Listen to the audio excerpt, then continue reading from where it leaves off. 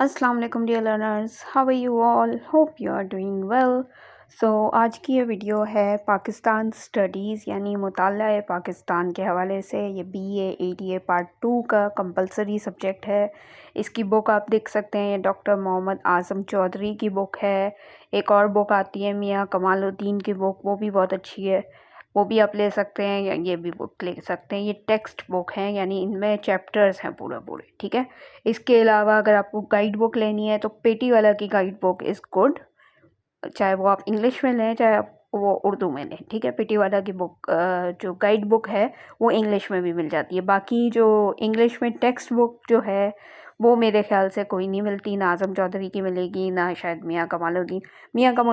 कमालुद्दीन की मैंने देखी ज़रूर है, लेकिन शायद वो मिलना थोड़ा मुश्किल है। उर्दू बाज़ार से जाके चेक कर लीजिएगा, मिल जाए तो वेल एंड गुड, अच्छी बात है। लेकिन अगर नहीं मिले तो पेटी वाला की जो गाइड बुक है वो भी देख सकते हैं। उसमें गाइड बुक में असल में मसला ये होता है कि जो बुक में टेक्स्ट बुक में सारे टॉपिक्स सारे चैप्टर्स सब कुछ मिलेगा, ठीक है। बट गाइड बुक में कुछ टॉपिक्स मिसिंग होते हैं, कुछ टॉपिक्स उसमें नहीं होते। गाइड बुक में चैप्टर और टॉपिक्स नहीं होते, उसमें सवालात होते हैं, उनके जवाबात होते हैं।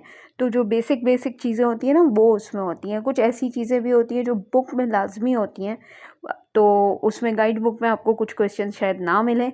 तो इसलिए मैं कहती हूँ कि प्लीज़ टेक्स्ट बुक ले लिया करें, क्योंकि पेपर भी टेक्स्ट बुक से ही बनता है। किसी और गाइड बुक से, सॉल्व बुक से और सॉल्व पेपर से, नोट से, कहीं से नहीं बनता। पेपर एक्चुअल में इन्हीं बुक्स से बनता है। यही यूनिवर्सिटीज़ में पढ़ाया जाता है, सालों साल से यही पढ़ा रहे हैं।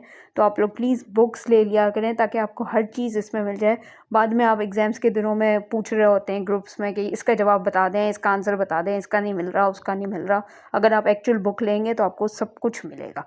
तो प्लीज़ थोड़ी मेहनत करके उर्दू बाज़ार जाके बुक्स, एक्चुअल बुक्स ले लिया करें, जो मैं आपको यहाँ पास्ट पेपर्स वाली वीडियोस के शुरू में, अब मैं हर बुक की तस्वीर दिखा रही हूँ ताकि आपको समझ आ जाए कि आपको बुक लेनी चाहिए अगर आपको अच्छे नंबरों से पास होना है। अगर आपको पास ही नहीं होना है और ऐसे गिने चुने नंबर लेने हैं, फिर तो आप चाहे कुछ भी लें।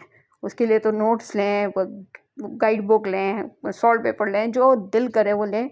ये आपका टोटका है कम नंबर लेने का, कुछ भी लें, ठीक है।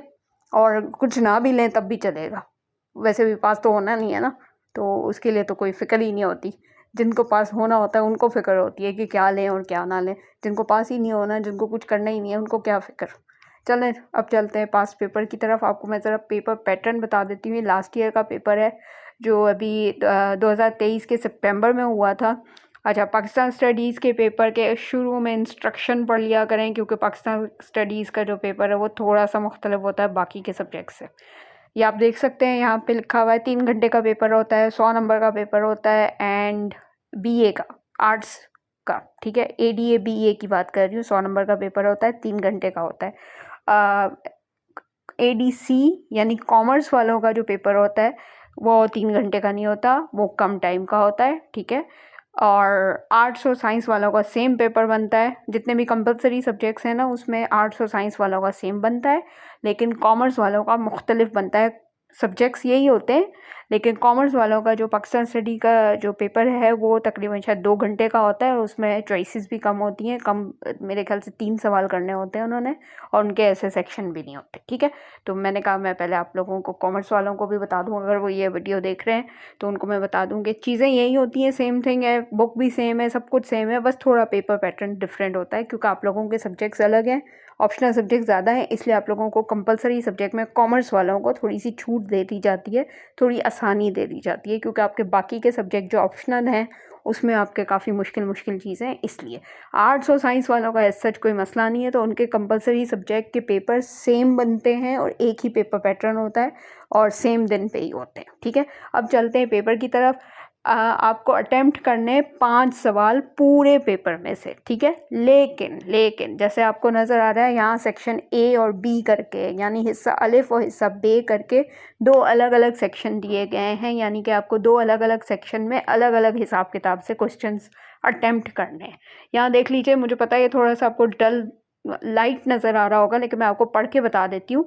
Selecting at least 2 questions from each section, यानी एटलीस्ट, कम से कम हर सेक्शन में से 2-2 सवाल लाजमी करने हैं। आ रही है बात समझ में? यानी सेक्शन ए में से भी आपने 2 सवाल लाजमी करने हैं, सेक्शन बी में से भी आपको 2 सवाल लाजमी करने हैं। अब ये 2 और 2 मिला के कितने हो गए? 4। ठीक है, 4 सवाल ऐसे हो गए। अब जो 5वां सवाल है वो आपकी मर्ज़ी है, चाहे आप सेक्शन ए से करें चाहे आप सेक्शन बी से करें, वो टोटली आपकी मर्ज़ी है। ठीक है, तो टोटल पूरे पेपर में से आपको 5 सवाल करने होंगे। 2-2 सवाल दोनों सेक्शन में से करके फिर उसके बाद 5वां सवाल जो रह जाएगा वो आप फिर कोई से भी सेक्शन में से कर सकते हैं। ये सीधा सा हिसाब है। ठीक है, अब सेक्शन ए में आपको नॉर्मल सवाल भी नज़र आ रहे होंगे, नोट भी नज़र आ रहा होगा।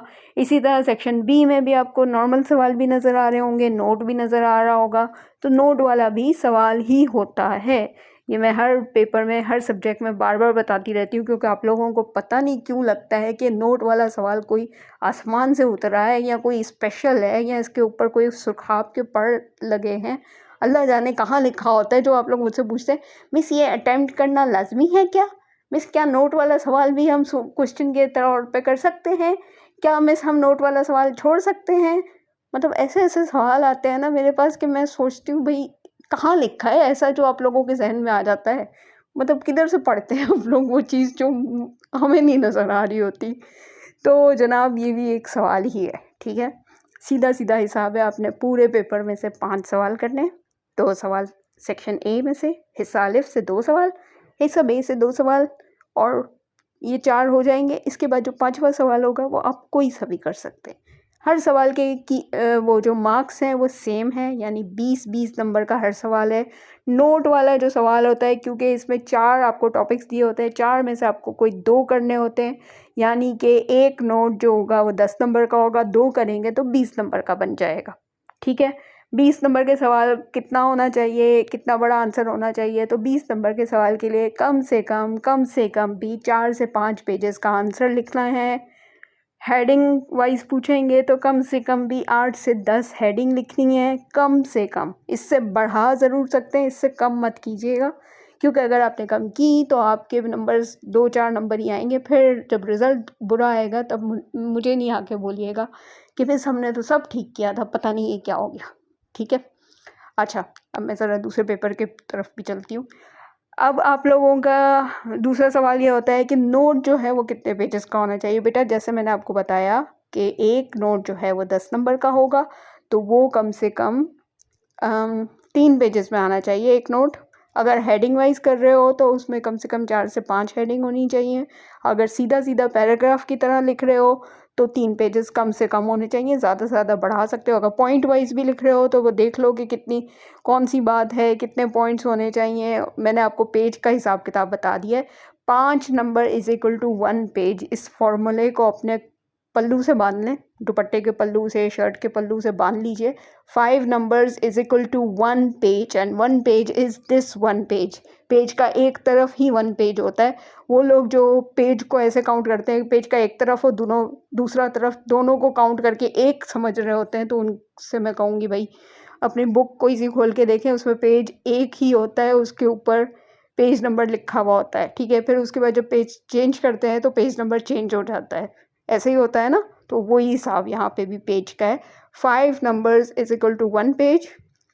10 नंबर का कोई सवाल होगा तो कम से कम 2-3 पेजेस का आंसर होना चाहिए, और 20 नंबर का कोई सवाल होगा तो कम से कम 4 पेजेस का आंसर होना चाहिए। ये सारा इसका एक फॉर्मूला हो गया। अब इसके बाद बहुत सारे स्टूडेंट मुझसे पूछते हैं, मिस सिलेबस बहुत ज़्यादा है पाकिस्तान स्टडीज़ का, हम कैसे तैयारी करें? बहुत कुछ है इसमें, तो ये भी करना है वो भी करना है, कैसे करेंगे, इतना कम टाइम है, ये है वो है।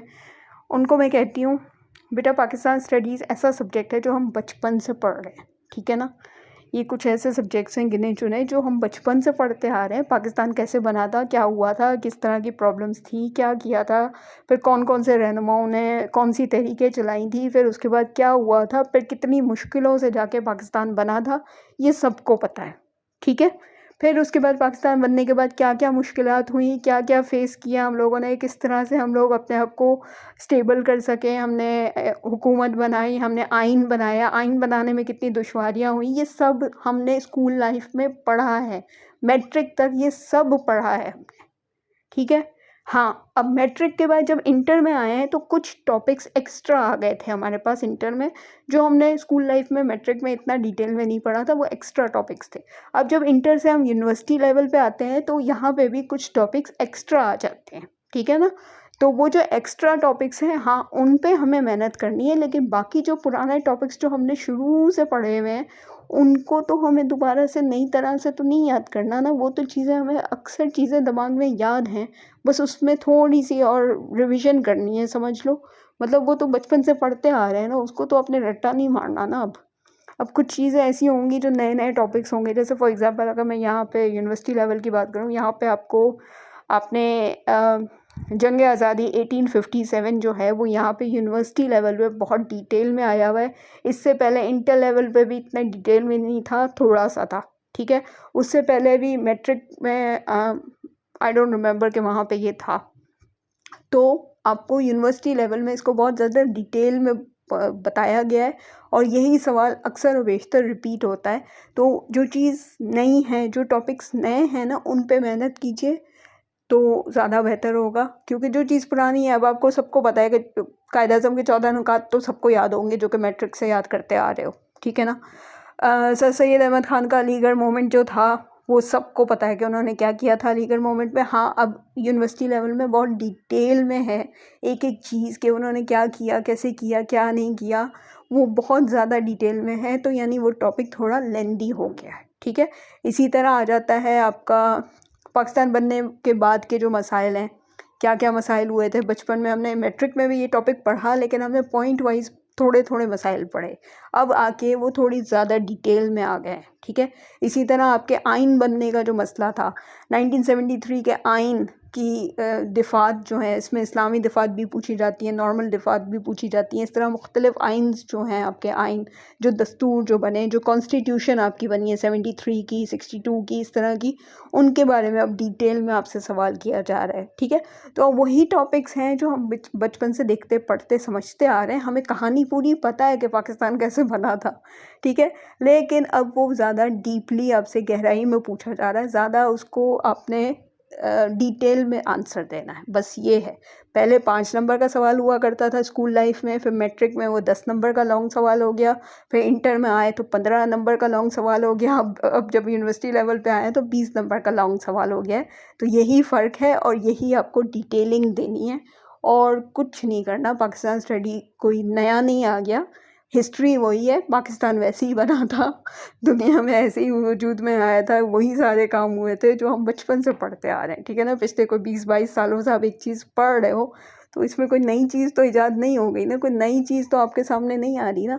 तो पाकिस्तान स्टडी को प्लीज़ पाकिस्तान की ही स्टडी समझ के पढ़ लें।